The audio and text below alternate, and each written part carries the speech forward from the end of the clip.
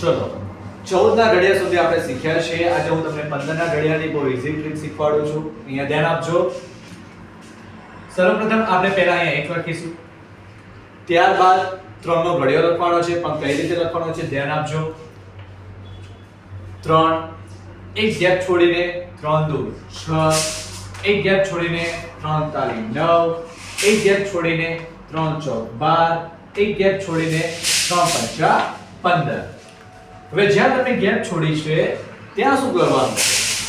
3 નો જે ઘડિયો તમે લખ્યો છે એ 3 પછી જે નંબર તરત આવતો હોય એ તમારે લખવાનો છે. 3 પછી આવે 4, 6 પછી આવે 7, 9 પછી આવે 10, 12 પછી આવે